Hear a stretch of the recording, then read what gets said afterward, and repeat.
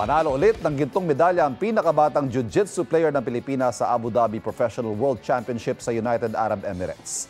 Siya po ang 6 na taong gulang na si Alea Ayel Aguilar. Literal na small but terrible ang lakas ay pinakita ni Alea nang talunin niya sa gold match ang pambato ng UAE na si Maita Faraj. Dahil dito nadepensahan niya ang kanyang corona at nakamit ang back-to-back na gold. Unang nakaginto si Alea noong 1 taon sa parehong kompetisyon.